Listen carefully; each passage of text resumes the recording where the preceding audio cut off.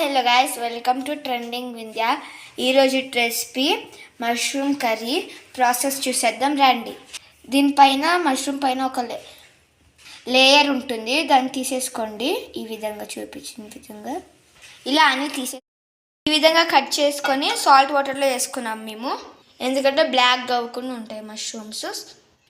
Stove వెలిగించుకొని బాండి పెట్టుకొని 1 టేబుల్ స్పూన్ ఆయిల్ అయితే యాడ్ చేసుకోవాలి. ఇప్పుడు ఆయిల్ అయితే హీట్ అయిపోయింది. మష్రూమ్స్ అయితే వాటిలో యాడ్ చేయాలి.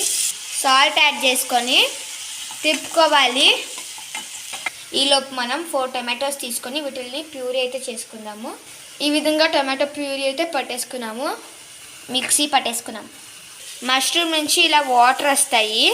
ఈ వాటర్ని పాడవేయకుండా మీరు కర్రీలో యాడ్ చేసుకోండి. మష్రూమ్ అయితే బాయిల్ అయిపోయింది. ఇది గిన్నెలోకి తీసుకుందాము. గిన్నెలో 2 టేబుల్ స్పూన్ ఆయిల్ అయితే యాడ్ చేసుకోవాలి. 2 మీడియం సైజ్ ఆనియన్స్, 3 చిల్లీస్, కరివేపాకు ఇలా కట్ చేసి పెట్టుకున్నాము. ఆయిల్ హీట్ అయింది. లవంగాలు 3 అయితే యాడ్ చేసుకోవాలి. యాలకులు 2 అయితే యాడ్ చేసుకోవాలి. దాల్చిన చెక్క కొంచెం, ఒక బిర్యానీ ఆకు, ఆనియన్స్, పచ్చిమిర్చి, కరివేపాకు అయితే యాడ్ చేసుకోవాలి. మిక్స్ చేసుకోవాలి. ఆనియన్స్ ఈ విధంగా ఫ్రై అయిపోయాయి. 1 tablespoon ginger garlic paste అయితే యాడ్ చేసుకోవాలి.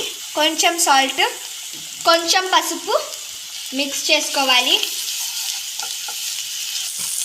జింజర్ గార్లిక్ పేస్ట్ పచ్చివాసన పోయేంత వరకు ఫ్రై చేసుకోవాలి.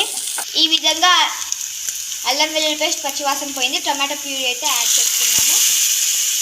మిక్స్ చేసుకోవాలి. ఆయిల్ పైకి తేలేంత వరకు బాయిల్ చేసుకోవాలి. ఈ విధంగా ఆయిల్ అయితే పైకి తేలింది. ముందుగానే బాయిల్ చేసి పెట్టుకున్న మష్రూమ్ని అయితే యాడ్ చేసుకోవాలి.